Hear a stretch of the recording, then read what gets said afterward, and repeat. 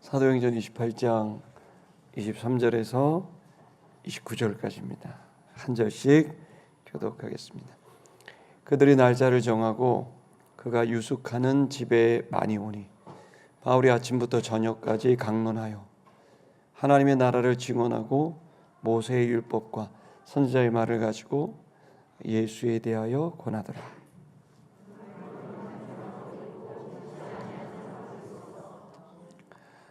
서로 맞지 아니하여 흩어질 때에 바울이 한 말로 이르되 성령이 선지자 이사야를 통하여 너희 조상들에게 말씀하신 것이 옳도다.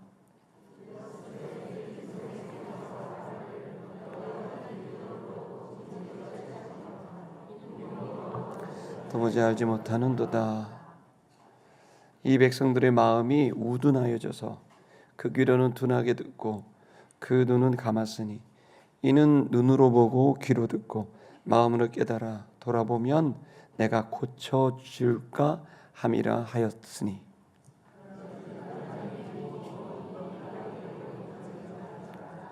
그들은 그것을 들으리라 하더라. 아멘.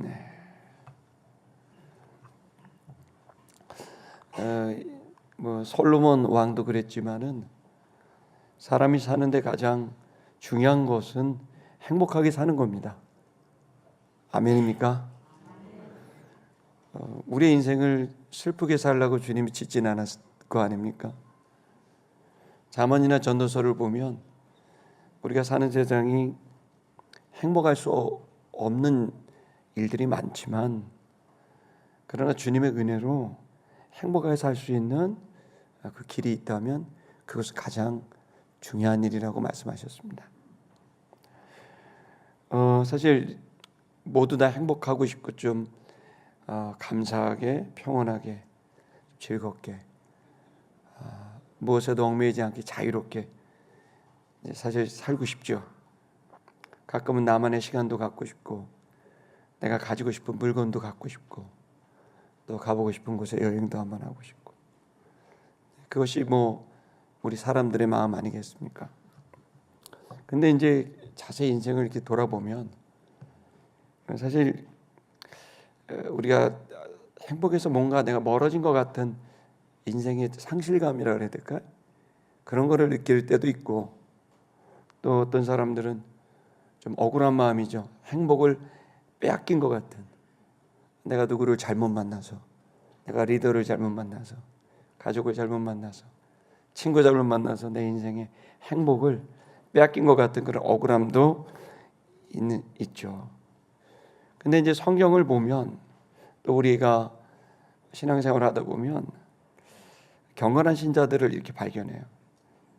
그 경건한 신자들의 특징이 뭐냐면은 그 사람들한테 평온하고 기쁘고 행복한 일이 있는 것도 있는데 그렇지 못할 때도 그 사람은 항상 감사하고 평온하고 기뻐하며 행복해하는 거예요. 그러니까 행복할 만한 일이 있을 때도 그렇지만 경건한 신자들의 특징이 그렇지 않을 때도 오히려 더 평온하고 의아하죠. 놀라운 사람이죠. 왜 그러냐? 여러분 너무나 잘 아실 겁니다. 그것은 우리 안에 우리의 중심, 우리 영혼에 예수 그리스도를 믿고 또 그분을 따르고 또 그분에게 맡기는 예수 신앙, 예수 복음, 예수님 때문에 사실은 하나님과 연결되고 신과 연결되니 표현할 수 없는 어떤 든든함이 영혼에 있는 거죠. 표현하고 이렇게 형용할 수 없는 그 안정감 그리고 그 기쁨 또 그 자유가 자신감이 예수 그리스도를 믿음으로 그 예수 그리스도로 인해서 하나님 아버지와 연결될 때 은근히 기쁘고 또 은근히 감사하고 또 은근히 행복한 거죠. 아멘이 안 나는 거 보니까 남 일이구나 이렇게 생각하는 분들이 있을 것 같습니다. 저는 여러분들은 모르겠고 저는 그렇습니다. 건강을 잃어버릴 때도 있었고 또 관계에서 실패하고 어려운 일을 경험한 적도 있었고, 재정적으로도 뭐 정말 아파트 몇 채 값에 빚을 져본 적도 있었습니다. 그런데 그때마다 참 신기하고 놀라운 건, 망할 것 같은데, 내가 정말 실패한 것 같은데, 그런데 예수 그리스도 그분 때문에 다시 알 수 없는 평온함이 찾아오고, 알 수 없는 기쁨이 찾아오고, 또 그거 뭐 돈 몇 푼 때문에, 그것 때문에 갑자기 마음이 담대해지면서 주님께서 주시는 삶을, 또 나에게 주신 허락한 가족들, 친구들, 또 성도들 다시 섬길 수 있는 힘이 생기게 된 걸 증언하지 않을 수 없습니다. 우리가 이러한 복음의 가치, 신앙의 가치가 있는데, 애석하게도 많은 사람들은 이걸 몰라요. 그러니까 안 믿겨지는 거죠. 정말 예수 그 존재가 사람을 그렇게 만들어? 그런 거죠. 또 어떤 분들은 또 교회 열심히 나오는데, 교회를 다녀도 사실은 이걸 누리지 못하고 늘 세상에서 불안해하다가 교회 오면 안심하고, 또 다시 가정으로 들어오면 또 불안해하다가 또 교회 오면 또 안심하고, 뭐 이걸 계속 반복하게 되는, 찬물과 더운 물을 왔다 갔다 하는 그런 신앙도 있는 거죠. 근데 여러분, 우리 바울을 좀 목격하십시다. 이 성경의 바울은 어떤지, 그에게 정말 사람들이 부러워할 만큼의 사내들인 공예, 또 사람들이 정말 부러워할 만한 바리새인 중에 바리새인이 되는 그런 가말리엘 학파의 최고 학생이었지만, 근데 여러분, 그가 그럴 때보다도 훨씬 더 그가 고백한 건, 오히려 그때는 나는 어둠 속에 있었다. 그러나 내가 다마스커스를 가다가 예수를 영으로 만났는데, 이건 나의 인생의 가장 중요한 변화다. 그리고 그 예수로 인해서 그동안 내가 미스테리하게 풀리지 않았던 내 내면, 풀리지 않았던 내 행복이 채워지게 되는 완벽한 기쁜 소식, 예수가 구원자라는 이 소식이 나한테는 변화의 가장 중요한 열쇠였다. 뭐 이런 고백이 바울의 서신서 16권에 잘 담겨 있습니다. 그거를 이제 추수감사절 우리 셋째 주에 새벽 예배 때 빌립보서를 통해 여러분과 좀 나누려고 합니다. 어떻든 우리가 이 복음이 주는, 예수가 주는 이 가치를 교회를 다녀도, 또 혹시나 교회를 안 다니는 사람들은 전혀 접근하지 못하는 거죠. 그러나 이 바울을 통해 보면 그것이 정말 사실인 것 같고, 또 그리고 수많은 믿음의 경건한 신자들을 보면 또 그러한 것이라고 우리는 확신할 수 있습니다. 자, 그러면 어떻게 이 복음의 가치가 우리에게 주어지게 될까? 그 첫 번째는 뭐냐면, 이 행복한 삶, 또 가치 있는 삶, 의미 있는 삶, 즐거운 삶을 누리려면 하나님 나라라는 이 개념을 이해하셔야 돼요. 쉽게 말하면 사람의 나라에서 하나님의 나라로 이민 가셔야 돼요. 그것은, 하나님의 나라는 이 주제는 우리 성도들이 좀 낯설 수 있는데, 여러분, 우리 주기도문에도 주의 나라가 임하게 없어서 기도하는 것처럼 하나님의 나라를 이해해야만 여러분의 일상 속에, 또 여러분의 영혼이 여러분 그 주님 주시는 행복을 누릴 수가 있다고 믿습니다. 이 본문이 그걸 잘 설명하고 있는데요, 우리 한번 좀 보도록 하겠습니다. 23절을 우리 원전 노트로 좀 볼까요? 이 원전 노트는 원래 성경은 헬라어로 기록되어 있습니다. 코인의 헬라어라고. 그 헬라어로 기록되어 있는 것을 근거로 우리 한글로 이렇게 만들어 놓은 이제 일종의 구문론으로 분해해 놓은 이제 내용입니다. 여기 보시면 그들이 날짜를 그와 바울과 정했습니다. 그리고 그들이 많은 사람들이 그에게, 즉 바울에게, 또 그가 유숙하는 바울의 집에 오게 됐습니다. 이들은 누구냐면 유태인들입니다. 정확히 말하면 로마에 살고 있는 유태인들입니다. 뭐 지금이나 그때나 유태인들은 참 유능하고 대단합니다. 지금도 여러분 전 세계 재정의 3분의 1을 유태인 금융이 지배하고 있고, 또 그 금융에 의해서 나머지 3분의 1이 또 좌지우지되는, 뭐 옛날에 20, 30년 전에 IMF 우리가 맞았을 때도 그 유대인 돈 아닙니까? 그런 걸로 구제금융 뭐 이런 표현을 우리가 쓰는 것처럼 전 세계는 빚을 지고 또 그리고 채권을 발행하고 또 뭐 그리고 또 빚을 얻게도 됩니다. 그런데 참 놀랍게도 유대인들 참 재주 좋습니다. 그런 놀라운 사람들이 IQ로 따지면 우리가 조금 높습니다. 근데 IQ는 우리가 높은데 영향력은 어떻게 보면 좀 비교가 안 되는 듯한 느낌이 있습니다. 근데 옛날에도 그랬어요. 유태인들은 참 써먹기 좋은 사람들이에요. 소수자기 때문에 함부로 굴려도 되고, 근데 능력이 있으니까 큰 유익이 되는 거예요. 로마에도, 여러분 로마가 어떤 도시입니까? 대제국의 캐피탈입니다. 수도입니다. 그러니 거기에는 모든 권력, 모든 지식, 여러분 다 거기 몰려 있는 거죠. 그때 누가 사용돼요? 유대인들이 사용된 거죠.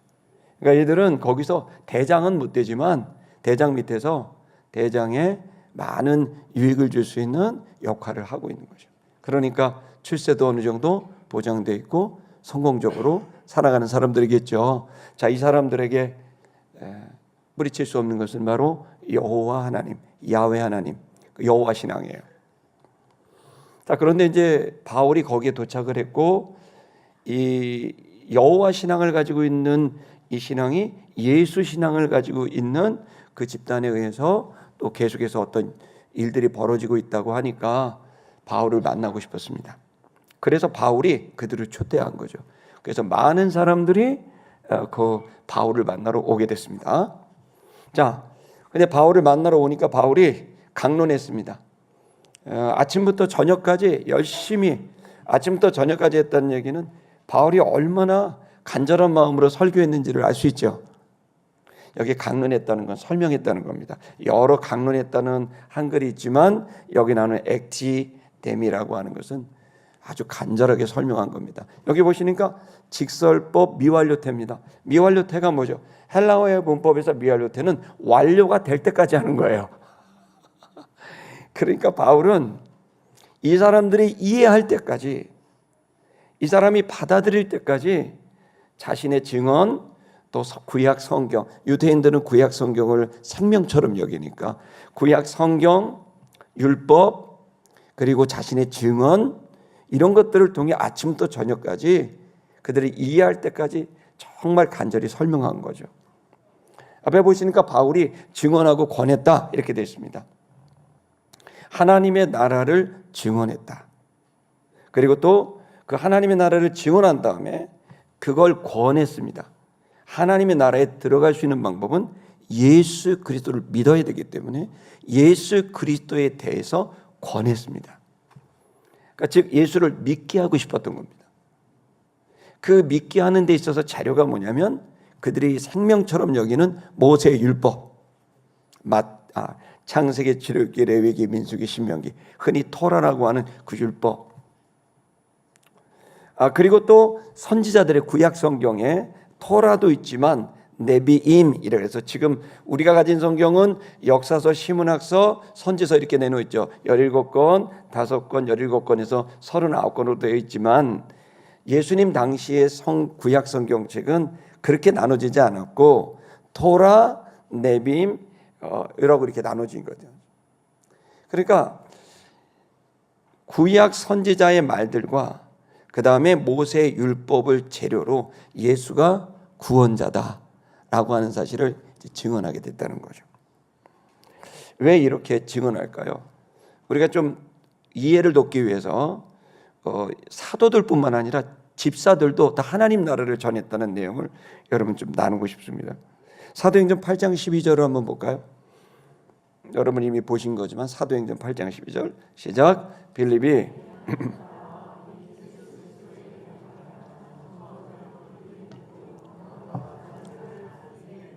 빌립이라는 사람은 집사님이죠. 자, 이 빌립 집사님이 이제 사마리아라는 곳을 가서 뭘 전했다고요? 하나님 나라와 예수 그리스도의 이름에 관하여 전도했다. 그럼 여러분 전도의 내용이 뭐죠? 하나님 나라와 예수가 그리스도라는 사실, 이게 전도의 내용인 거예요. 자, 그랬더니 사람들이 그걸 믿고 세례를 받기 시작했다. 그러면서 사마리아에 엄청난 부흥이 일어났고 700년 동안 유대인들한테 손가락질 받았던 사마리아 사람들이 700년 동안 우울했는데 이 예수 복음으로 인해서 그 마을이, 그 도시가 기쁨을 얻게 되는 부흥이 일어나게 된 거죠. 그들이 믿었던 건 영적으로 예수가 그리스도라는 사실뿐만 아니라 더 나아가 하나님의 나라, 그 나라에서의 삶에 대해서 이들은 이해하게 된 겁니다. 사도행전 28장 마지막 구절, 다음 주에 보겠는데요. 미리 한번 볼까요? 31절. 28장 31절. 사도행전의 맨 마지막 구절이에요. 이거 하면 끝나는 거예요. 그 다음 로마서예요. 거기 뭐라고 써 있는지 보세요. 읽겠습니다. 시작.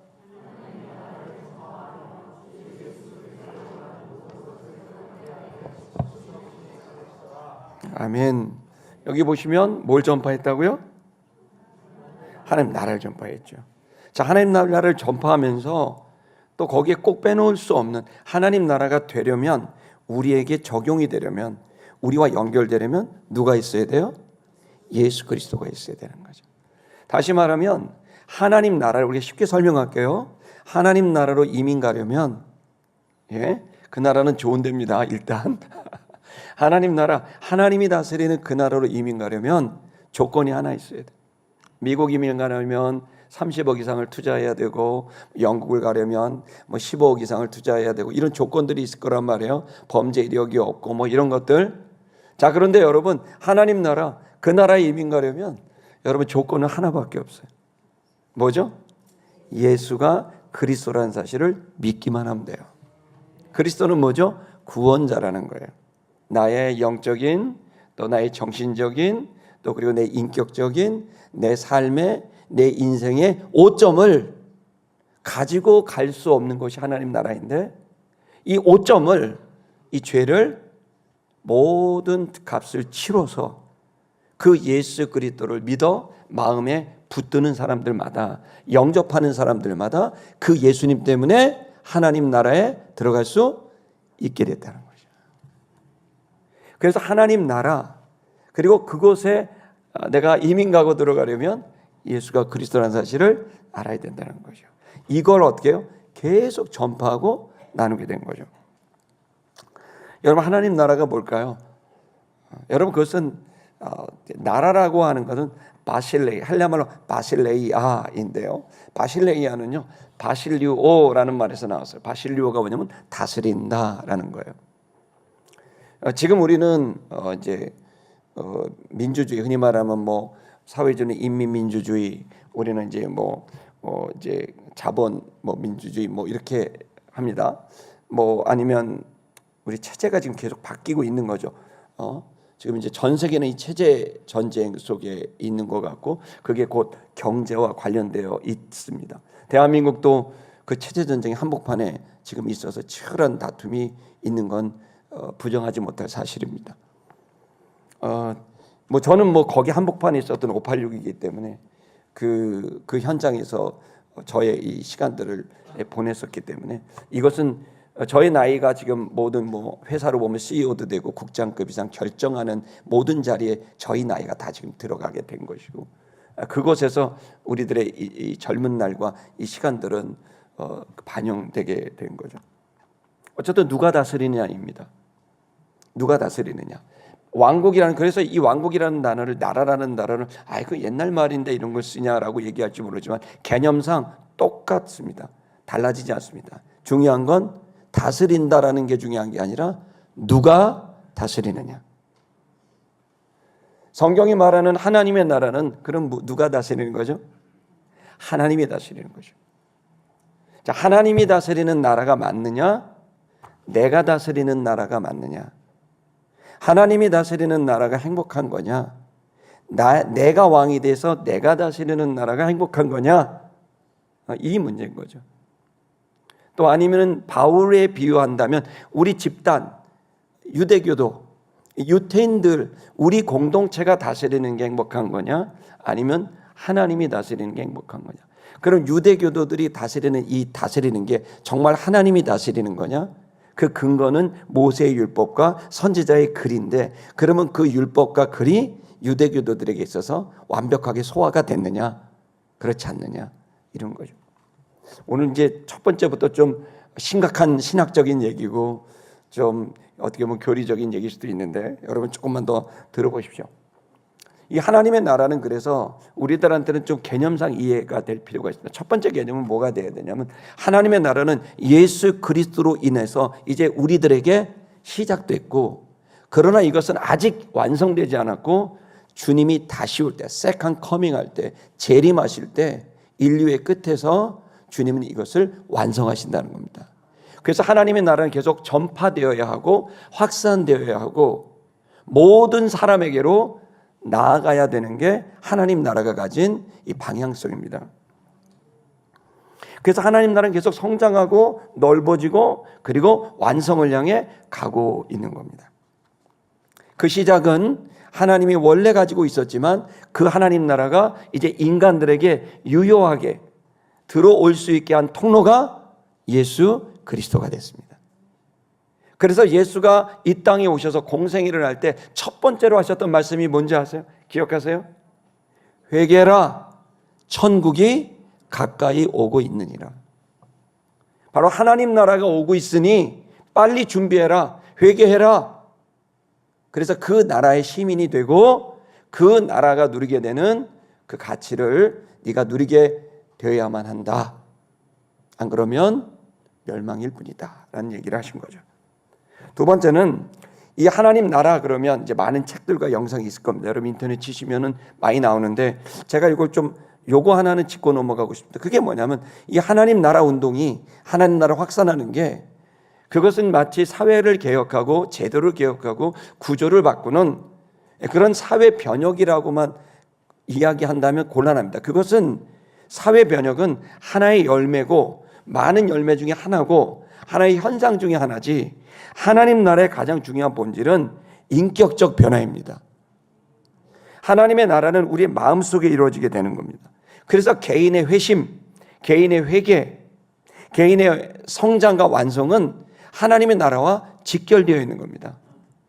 그래서 여러분, 하나님 나라가 됐다 그런다면 예수 그리스도를 통해 가장 먼저 살펴야 되는 것은 어디죠? 바로 내 마음입니다.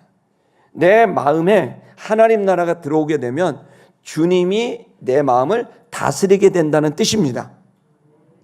주님이 다스리게 되면 내 마음에 변화가 생기는 건 자명한 일입니다.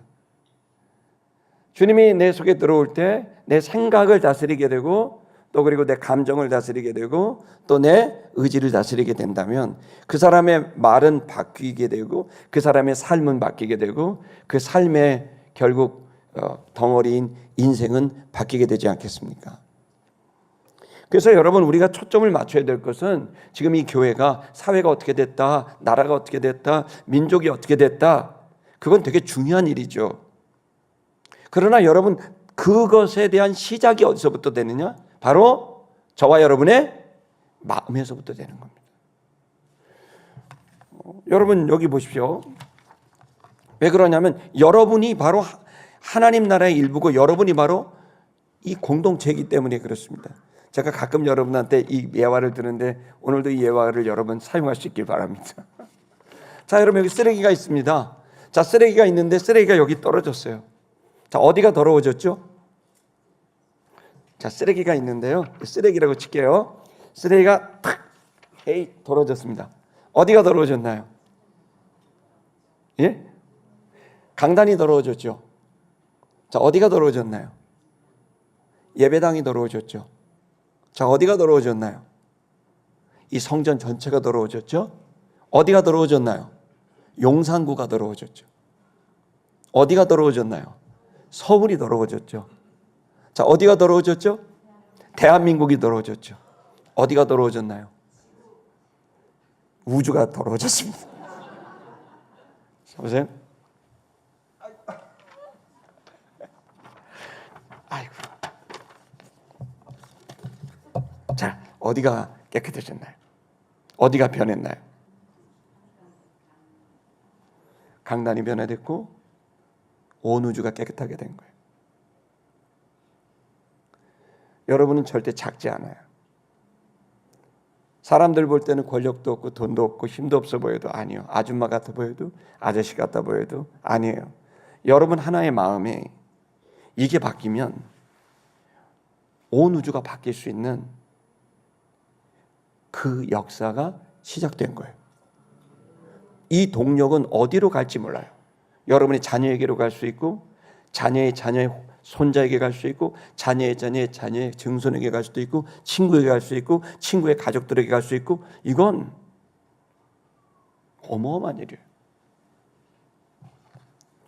여러분 하나님 나라는 그래서 신앙인들은 놓치지 말아야 될 건 우리가 살고 있는 사회나 공동체가 갖고 있는 문제들 때문에 여러분이 영혼을 놓치게 되면 모든 걸 놓치는 거예요. 마음을 놓치면 다 놓치는 거예요. 그 마음에 예수의 심령을 갖는 것에 초점을 맞추는 것이 가장 중요한 일입니다. 그게 하나님 나라의 운동의 본질입니다. 좋은 얘기, 하나님 얘기, 바꾸는 얘기 하지만 내 마음에는 분노가 가득하고 미움이 가득하고 속단이 가득하고 오만이 가득하다면 여러분 그것은 하나님 나라를 이룰 수가 없는 일이죠. 뱀에게 물린 사람이 내가 뱀으로 방수를 일으켜서 마술을 막 부리면서 독사를 막 박수받고 서커스를 하는데 뱀에게 물려 있다면 여러분 그 사람 서커스가 얼마나 우스꽝스럽겠습니까?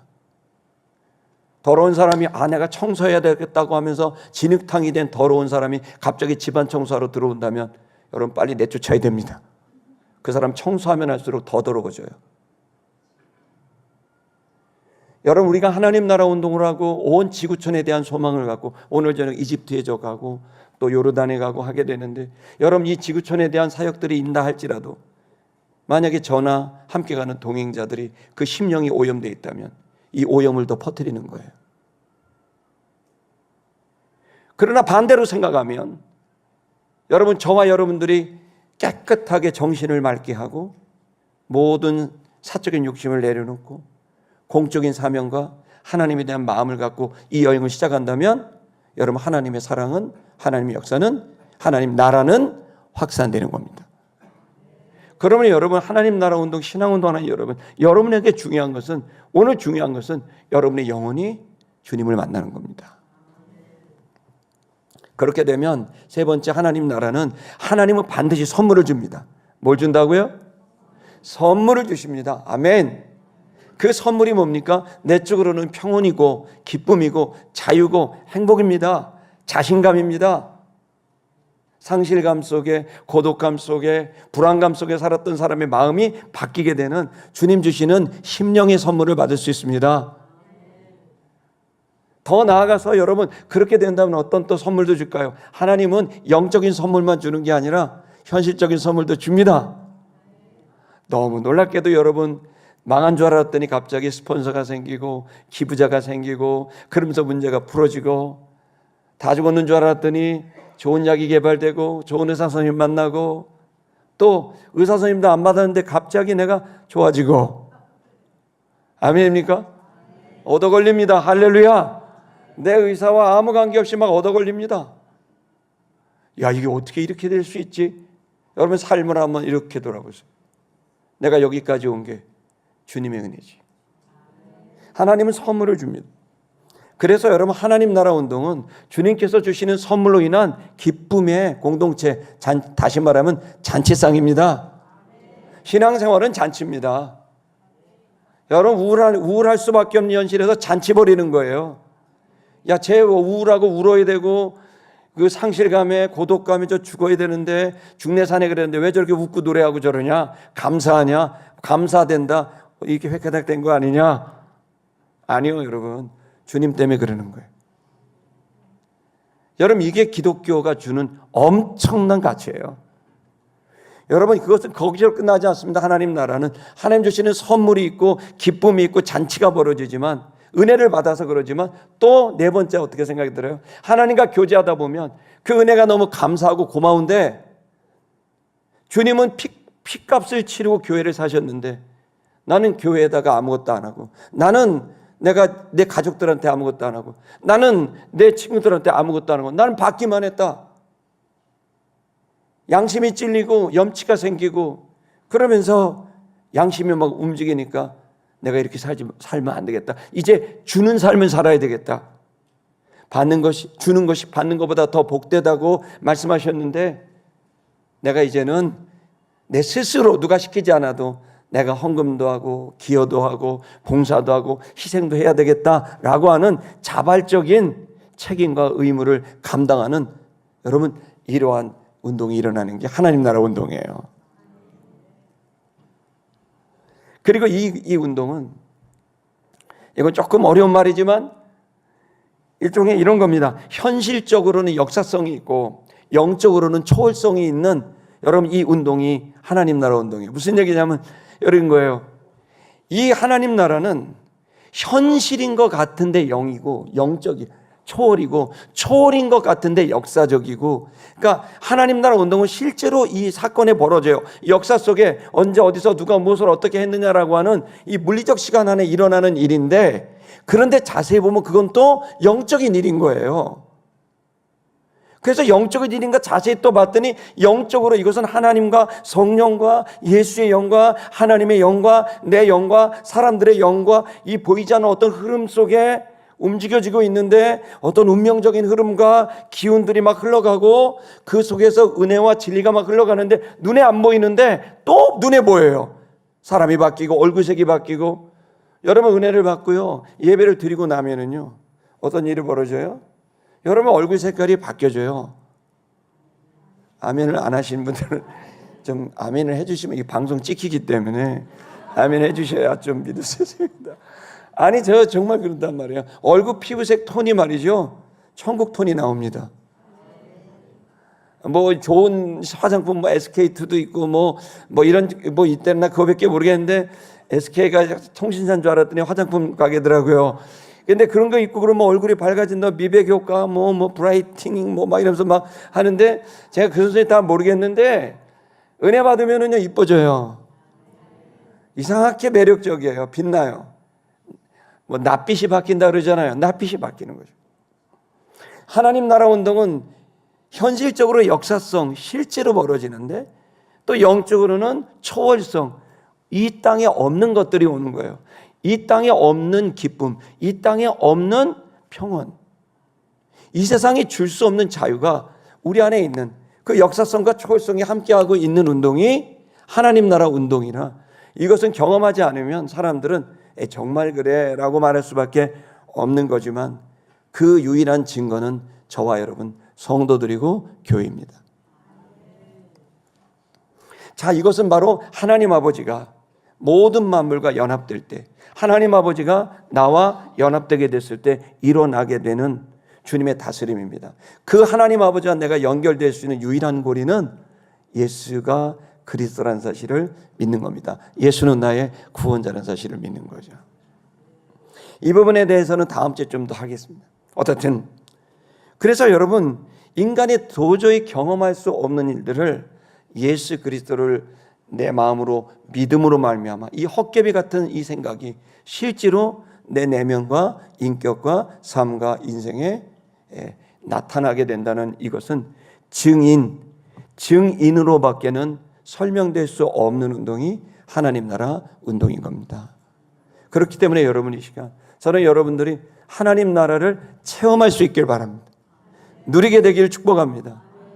더 나아가 여러분들이 바울이 그걸 경험한 거예요. 율법을 달달달달 외우는 최고의 학자였고 최고의 권력과 지식을 가진 사람이지만 미스테리하게 행복하지 않은 거예요. 두려운 마음으로 하나님 신을 섬기고 행복하지 않은 거예요. 늘 내가 죽으면 천국 갈까 잘 모르겠는 거예요. 그리고 자기 내면에게 있는, 사람들이 전혀 모르는 자기 내면을 비추어 보면 내가 절대로 신을 만날 수 없을 것 같은 그 불안감이 내재되어 있는 거예요. 율법으로 해결될 수 없는, 종교로 해결될 수 없는 그게 있으니까, 그 바울은 해결되지 않는 그 지점을 예수를 만남으로 완벽하게 해결되므로, 그는 비록 죄인임이 있지만 그럼에도 불구하고 예수 때문에 구원받을 수 있는 이 놀라운 은혜, 이 놀라운 은혜를 그는 깨닫게 됐고, 이게 진리구나. 예수라는 퍼즐이 들어가야만 인간은 자유할 수 있구나.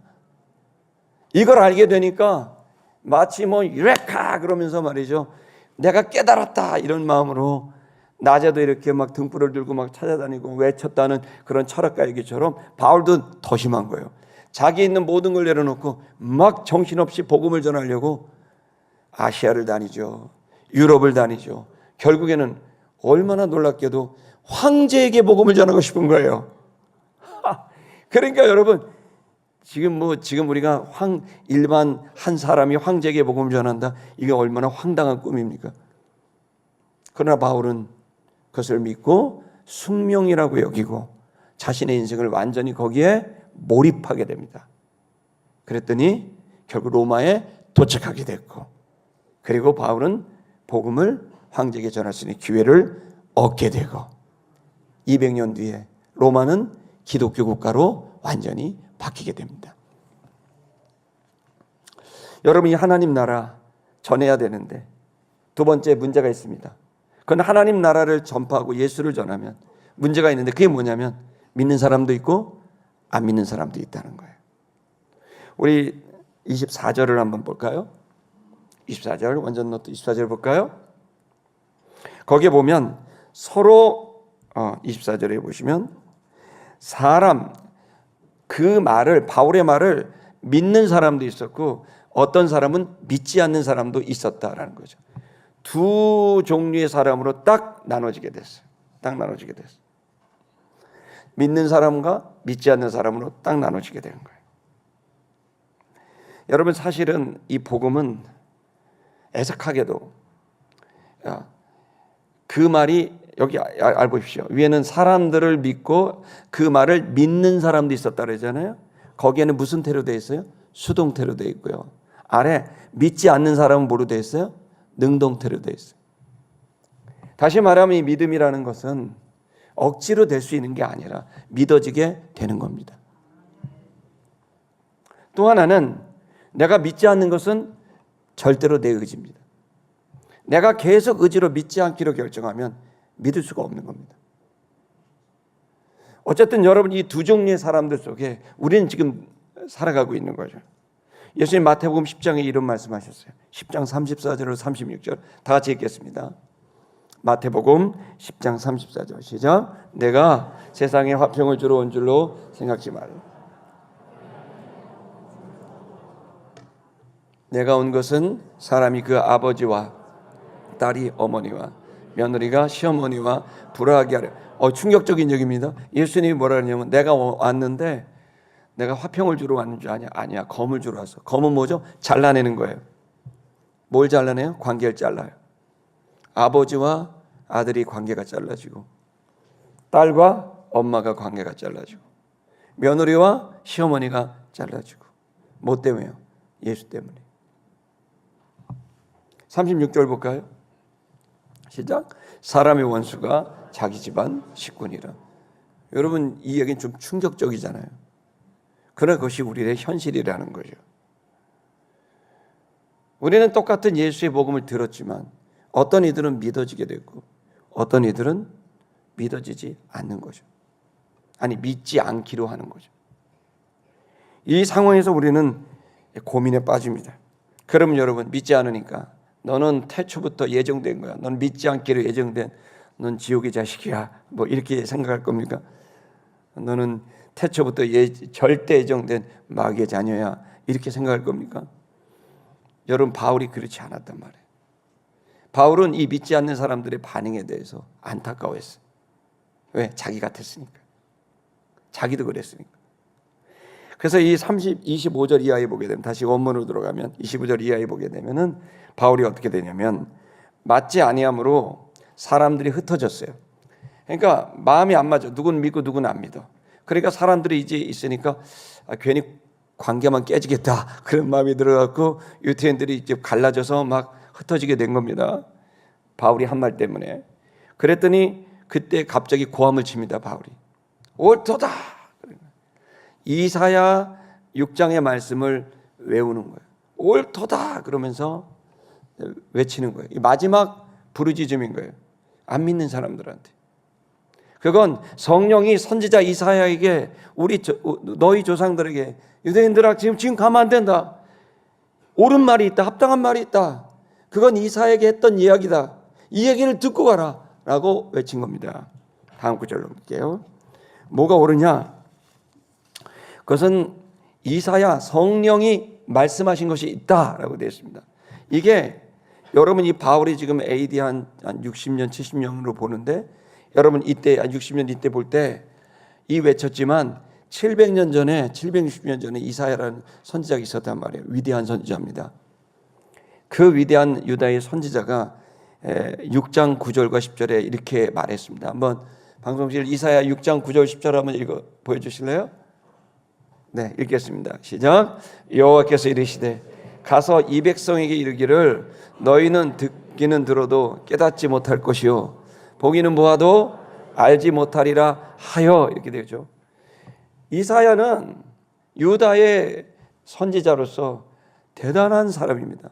그 사람은 사람들을 배려 안 하고 오직 하나님의 말씀을 있는 그대로 전했던 어마어마한 선지자였습니다. 그러나 그가 하나님 말씀을 전했을 때 사람들은 자기가 듣고 싶은 얘기를 듣고 싶은데 이 죄종이라는 사람이 전혀 자기들을 배려하지 않고 계속해서 회개를 외치고 죄를 고발하니까 나중에는 이사야를 전설에 의하면 들려지는 얘기에 의하면 톱으로 반을 잘라서 죽였습니다. 얼마나 사람들이 듣고 싶어하는 얘기 아니라 듣고 싶어하지 않는 얘기를 했는지 하나님 말씀에 목숨을 건 선지자였단 말이에요. 근데 그 선지자가 아무리 전해도 안 들어요. 그래서 뭐라고 외쳤냐면 근데 거기에다 대고 하나님이 그들에게 가서 알려주고 외치라 라고 했던 거예요. 여호와께서 이사야에게 너 가라 이 백성에게 말해라. 너희는 듣기는 듣는데 깨닫지 못하고 보기는 보는데 알지 못하는구나 라고 전해줘라. 10절 보겠습니다. 10절 시작. 이 백성의 마음을 둔하게 하며 그들의 귀가 막히고 그들의 눈이 감기게 하라. 염려컨대 그들의 눈으로 보고 귀로 듣고 마음으로 갖고 다시 돌아와 고침을 받을까 하노라 하시기로. 무슨 얘기죠? 성경이 조금 한국말 좀 어렵게 옛날 말로 돼 있으니까 어렵지만 이 얘기가 뭐냐면은 이 사람들이 왜 듣기는 들어도 알지 못하고 보기는 보아도 알지 못하느냐? 자기들이 변화될까 봐. 변하고 싶지 않아서.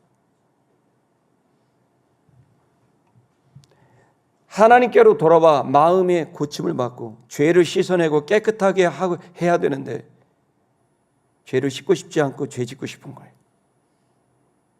그리고 하나님도 섬기고 싶은 거예요. 다시 돌아와 고침을 받을까 하여 이 사람들은 지금 눈으로 보고 깨닫는데 못 깨달은 척, 귀로 듣고 깨달았는데 못 깨달은 척 하면서 계속해서 적당선을 유지하면서 그러면서 하나님을 섬기고 있으니 그 상태야말로 그야말로 하나님을 기만하는 행위가 되는 거예요. 그러니까 이사야가 분이 나가지고 어떻게 너희들이 이 오염된 상태에서 계속 신앙생활을 하려고 하냐. 다시 우리 사도행전으로 돌아오면 성령이 일렀으되 넘겨주세요. 다음 구절. 그 구절을 다시 말하는 겁니다. 고함을 외치는 거예요. 왜 안 믿느냐? 믿어질 거예요. 이해가 되는 거예요. 당연히 이 원리가 맞아. 그런데 계속해서 이 사람들은 깨닫지 못한 척. 왜? 내가 바뀌어야 되니까. 내가 갖고 있는 이 지위, 내가 갖고 있는 이 돈, 내가 갖고 있는 이 공동체가 끊어지게 될까 봐 이 사람들은 그냥 잘 모르는 척 하는 거예요. 왜? 바뀌고 싶지 않아서. 그러면서 여기 똑같이 말합니다. 이 백성에게로 가라. 너는 말하라. 너희는 듣기는 들어도. 넘겨주세요. 그 다음에 도무지 깨닫지 못하고. 깨닫지 못한다는 게 능동태예요. 내가 깨닫지 않기로 하는 거예요. 더 듣고 싶지 않은 거예요. 그리고 보기는 보아도 너희가 도무지 알지 못하는도다. 여전히 능동태. 진짜 알고 싶은 게 아니에요. 사실은 내가 하고 싶은 걸 얻고 싶은 거지.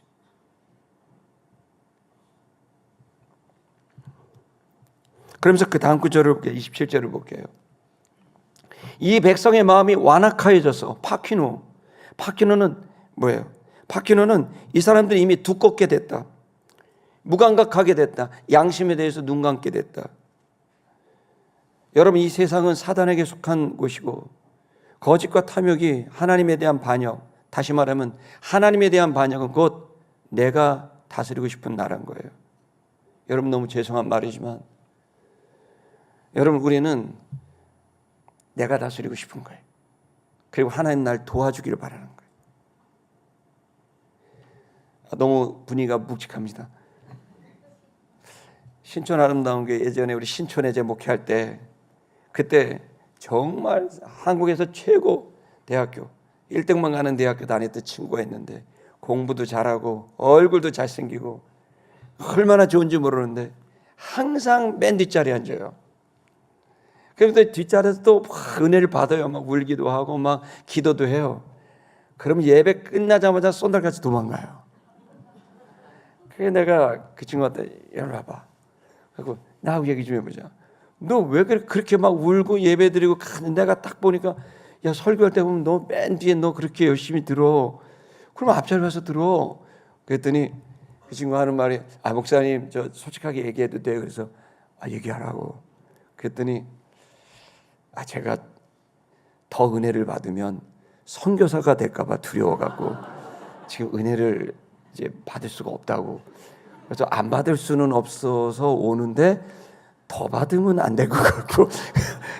그러니까 이 친구가 저 뒤에서 나한테 그 얘기를 하는데 얼마나 우습든지 날 너무 제가 박장도선했는데 야 정말 솔직해서 좋다.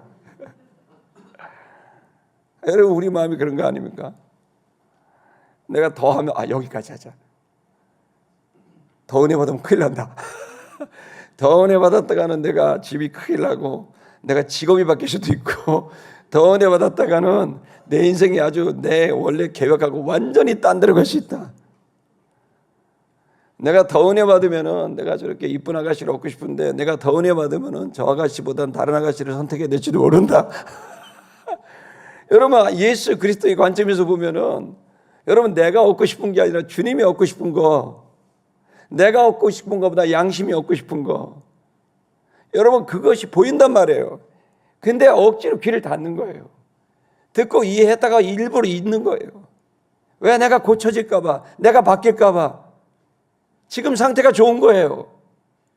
유대인들은 지금 상태가 좋은 거예요. 적당히 유대교 믿고 그리고 좋은 직업 갖고 로마에서 세계의 중심 도시에 살고 싶은 거예요. 더 은혜 받았다면 큰일 나요.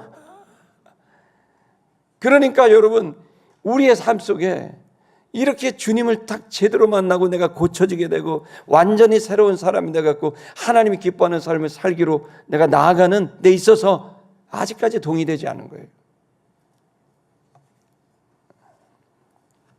이 본문은 바로 그렇게 무감각해지게 됐다는 거예요. 그리고 세상은 그걸 여러분에게 계속 교육시켜요.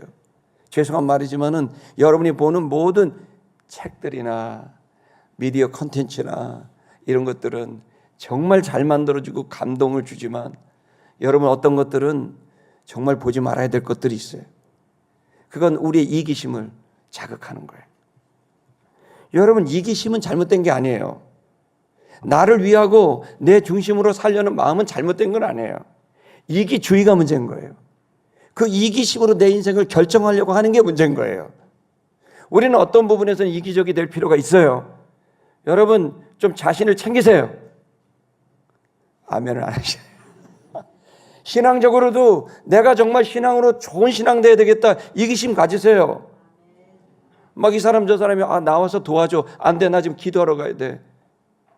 그 일종의 아름다운 이기심이죠. 막 바쁘니까 나랑 뭐 좀 해줘, 놀러 가자. 아니야, 나 지금 말씀을 봐야 될 시간이야. 가라, 이번엔 못 간다. 내가 말씀 보러 가고 그렇게 되면 뭐죠? 그 이기심 같지만 아름다운 이기심이죠. 영적으로 보면 되죠. 양심으로 보면 되죠. 인간이라는 거는 신과의 관계에서 신앙이라는 기준이 있고 나 자신과의 관계 속에서 도덕이라는 기준이 있고 다른 사람들과의 관계에서 윤리라는 기준이 있고 그리고 이것을 사회 안에서 넘지 말아야 될 법률적인 기준이 있는 거예요.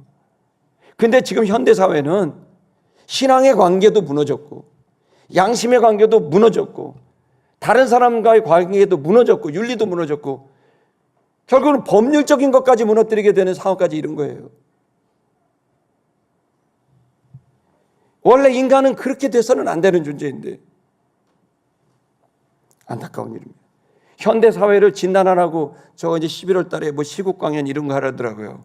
저보고 그래갖고 알았다 그래갖고 하는데 시대를 어떻게 보냐 그러길래 시대는 나는 지금 내가 보는 시대는 바로 극단적 이기심의 시대다. 사람들이 이기심을 너무 극단까지 갔다. 정의가 뭐냐? 우리 정의라는 사전적 의미를 떠나서 현실적으로 실제적으로 정의는 내가 정의예요. 내 생존이 정의고 내 안녕이 정의고 내 번영이 정의예요. 그리고 나와 함께하는 그룹의 안녕, 번영, 생존, 부흥 이게 정의예요. 그리고 나머지는 다 적이야. 그걸 가로막는 경쟁자요. 나를 공격하는 대적자가 되는 거예요. 사람들은 전부 경쟁에 앞서고 여러분 이렇게 되니까 이제 양심과 염치는 다 사라져버리고 윤리와 도덕도 무너지게 되고 그걸 유지할 수 있는 종교적인 힘인 이 신앙적 힘조차도 무너지게 되는 거예요. 지금 이 사회는 어디까지 갔는지를 봐야 돼요. 여러분 보이스피싱이 웬일입니까? 할머니 할아버지들 노년에 그거 입고 있는데 그걸 다 털어가다니요. 여러분 그런데 그렇게 살면 어떻게 될까요? 극단적 이기심으로 살면 이 권력 내가 지금 놓으면 큰일 나. 이거 놓으면 인생이라는 거 내 미래는 다 끝난 거야. 내가 지금 거짓말해도 한 번 해서 이걸 딱 얻어야 돼. 눈 한번 칵 눈 감고 난 그냥 모른 척하자. 양심에 눈을 감자. 내가 알고 있는 그 모든 것들 윤리와 도덕과 신앙 법률조차도 내가 눈을 감고 합리화시키고 물론 자기 합리화도 인간에게 필요합니다. 자기 합리화를 하야 살 수 있으니까. 그러나 자기 합리화가 극단적으로 갔단 말이에요. 극단적 자기 합리화, 극단적 이기심 이게 오늘날 시대에 모든 지도자들이 하는 거예요. 여러분 너무 죄송하지만은 우리가 지금 하고 있는 정치하는 모습을 보면은 비효율의 리더십이라고 말할 수밖에 없어요. 효율을 안 내. 효율을 안 내면 힘든 사람이 생겨. 힘든 사람이 생기면 그 사람을 돕겠다고 하고 그 사람은 또 권력을 이양받아서 계속해서 하겠다고 하지만 안 돼요. 우리는 끝없이 반복되는 거예요. 효율을 내지 않으려고 하는 것 같아요. 저같이 공부도 잘 못하고 경험도 없고 지식도 없는 사람도 그냥 보면은 아파트값 올라갈 거 뻔히 하는데 그걸 해요. 모르겠어요? 알지요? 무역 다 똑같아요. 이번 정권만 그랬나요? 전임 정권은. 여러분 이 시간 우리가 다 교인들입니다.